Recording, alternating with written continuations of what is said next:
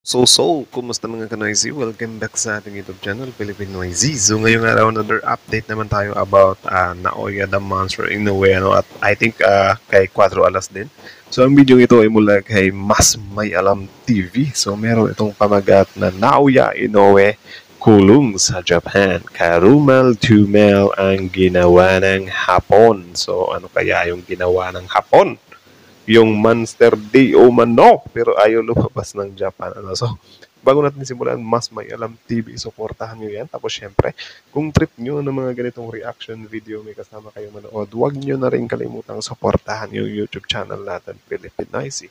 So mga kanoisy, hindi na natin to patatagalin pa. Simulan na natin. So again, ang pamagat ng video ito, Naoya Inoue, kulong sa Japan. Karumal-dumal ang ginawa ng Hapon. So, bakit kaya kulong? Bakit kaya kulong? So again, Mas May Alam TV, Filipino NC, like, comment, share, subscribe. Start. Ngayon sa matinding peligro ang boss. Ulit. Nalalagay ngayon sa matinding peligro ang boxing career ng 2 Division Undisputed Champion na Naoya Inoue. Dahil ngayong araw lamang ay formal ng sinampahan ng reklamo ang Independent Boxing Committee ang nasabing Hapon dahil sa hayagan at iligal na pagtanggi nito na sumailalim. The American Boxing Commission will file a complaint regarding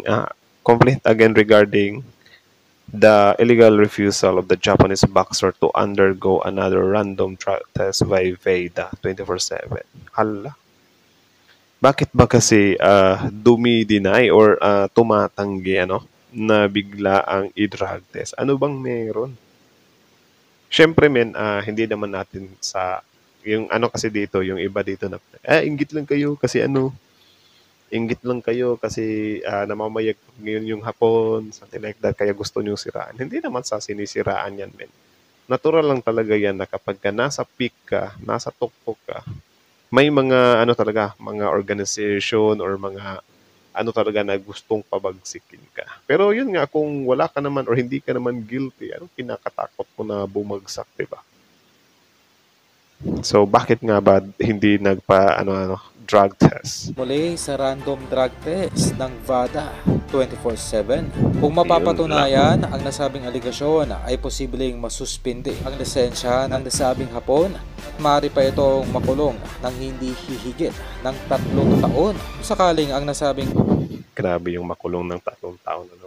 So, if ever mapatunayan to, para lugi siya kasi si 4 Alas, 1 year nilang sinuspend. Ngayon, ang karma na tatanggapin niya doon, 3 years na kulong. Grabe naman. Pagtanggi ay dahil sa pag-intake nito ng mga illegal substance o yung enhancement drugs. Kung ating maalala, kamakailan lamang ay naglabas mismo ng statement ang The Monster Inoue na kung saan ay kinundinan nito ang pagkuha sa kanya ng blood sample ng VADA noong nakaraang linggo lamang. Yun nga, bakit nga ba talaga nangingilagan? Kung saan ito raw ay isang uri ng harassment at kalabisan at pag-aabuso sa kagaya nitong isang hamak na atleta lamang. Diba? Harassment, kalabisan, tapos si 4 Alas, ayaw niyong harapin, sumobra ng timbang, sinuspend nyo ng 1 year. Diba? May mahanap lang ng butas. Kayo nga ata yung nagpa-power tripping .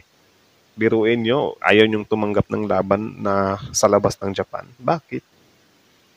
Kayo nga yung some kind demanding . Para po sa kalaman ng lahat ay sadyang hindi po sanay ang mga Hapon na sila ay basta na lamang kunan ng blood sample. Ganun pa man ay posible pa rin malagay sa alanganin ang boxing career ng nasabing Hapon. Lalayon pa mismo sa Independent Boxing Committee ay may nasagap silang impormasyon na itong si Naoya Inoue raw ay may 6 na taon nang gumagamit ng enhancement drugs. Kaya gano'n na lamang kalaki ang takot ng nasabing Hapon na lumabas ng. Well, yan is lang din naman siya. Mga claim pa din naman yan. So, hindi pa naman yan napapatunayan talaga. Pero yun nga, if ever totoo, if ever mapatunayan, grabe. Sobrang laking kahihiyan yun. Or yun nga, parang, syempre, kapag ma-reveal na kunyari, wala na. Good luck career na. Baluarte nito sa Japan. Para po sa kalaman ng lahat ay ngayong December 24 na laban nitong sina Oya Inoue kontra sa WBO mandatory contender nito na si Sam Goodman. At mula sa inilabas na info ng Independent Boxing Committee ay isang beses pa lamang nakunan ng blood sample ng VADA itong sina Oya Inoue. Itulad nitong si Sam Goodman na sa loob lamang ng 2 buwan ay may 8 beses nang kinukunan ng blood sample ng VADA. Grabe din naman yung 8 beses. Sobrang dami naman na nun. Parang wala ka ng tiwala dun talaga. 24/7. Yun lang. So, yun lang naman mga Kanoy. So, kita nyo naman yun. So, about nga pala yun kay Inoue. So, ang video yun ay mula kay Mas May Alam TV. So, supportahan nyo yan. Original video link in the description box dito. Tapos, syempre, bago nyo iwan yung channel natin, huwag nyo na rin kalimutang supportahan yung YouTube channel natin, Philippine IC. So, like, comment, share, subscribe.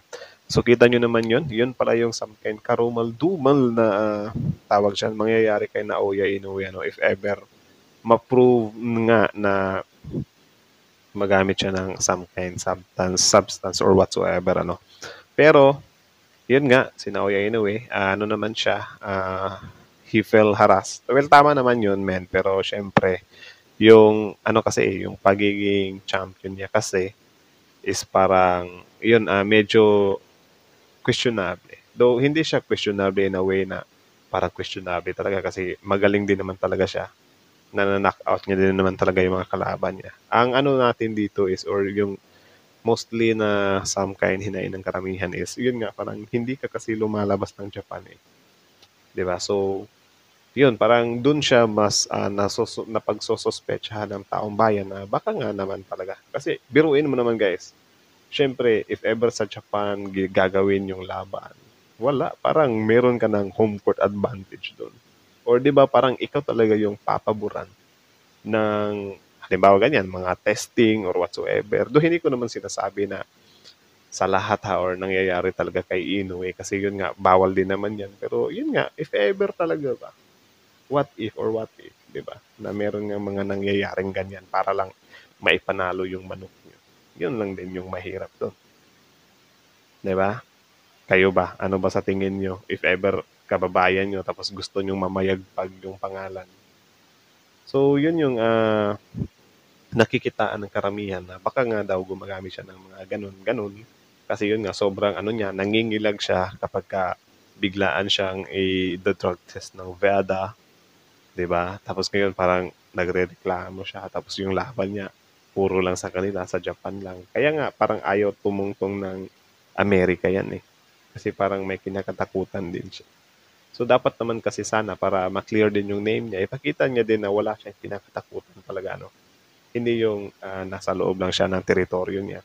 Kahit na, yun, parang mapagtanto mo rin ba na grabe, champion nga ako, pero yung naman, karamihan naman sa buong mundo is parang nagda-doubt sila sa pagka-champion ko kasi yun, hindi ako lumalabas ng baluarte ko Diba? So, kahit yun na lang siguro yung i-consider niya.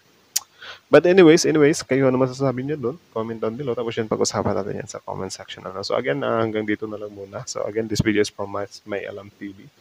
Supportahan nyo yan. Tapos syempre, Filipino IC. So that's it. Like, comment, or subscribe. Filipino IC is